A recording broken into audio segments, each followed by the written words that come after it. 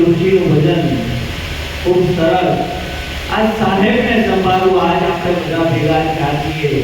તો શા માટે? એક સાહેબને યાદ કરવા માટે આપણે ભેગા થયા છીએ. આપણે સાહેબને સંભાળવા માટે ભેગા થયા છીએ. અને મારવાની છે પોતાના મનની મમતાને, બીજું કાંઈ મારવાનું છે નહીં. હકીકત મનમાં જ આ મમતા ભરી છે, બીજે ક્યાંય ભરી નથી. માયા આપણને એમ થાય કે જે કાંઈ દેખાય એ માયા છે, પણ સંતોને જાગ્યા ને એટલે જગત જડ્યું નહીં. અને આપણને આમાં પરમાત્મા જડતો નથી.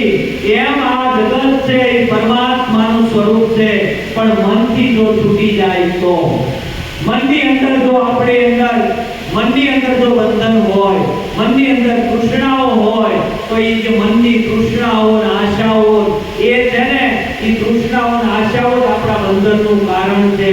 અને એ જ આ મમતાઓ બધી આપણને કોરી ખાય છે. જો આ મનમાંથી આ મમતાઓ નીકળી જાય તો કામ થઈ જાય એવું છે. કારણ કે હકીકત આપણને જાગીને જોઉં તો જગત જડે નહીં. ઊંઘમાં અટપટા ભોગ ભાસે, ચિત્ત ચેતન તદ્રુપ છે. બ્રહ્મ લટકા કરે બ્રહ્મ સાચે.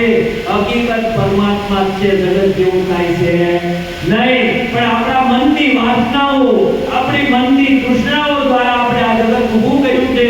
અને એમાં આપણે બંધાણા છીએ કે આપણને જગત લાગે છે. જો પરમાત્માની દ્રષ્ટિ આવી જાય, સદગુરુએ જે દ્રષ્ટિ આપી છે એ દ્રષ્ટિ જો આપણને મળી જાય તો હકીકત પરમાત્મા સિવાય બીજું કોઈ વિકસી રહ્યું નથી. આવું સરસ ગણિત તૂટકો કરુંગા. કારણ કે એને સદગુરુ પરમાત્માને ધણી ધાર્યો છે, અને જેણે એને ધણી ધાર્યો છે એટલે પછી એનું વાણ ભૂલવાનું નથી. ખૂબ સરસ ભજનનો લાભ આપ્યો. હવે હું જીનારામને વિનંતી કરું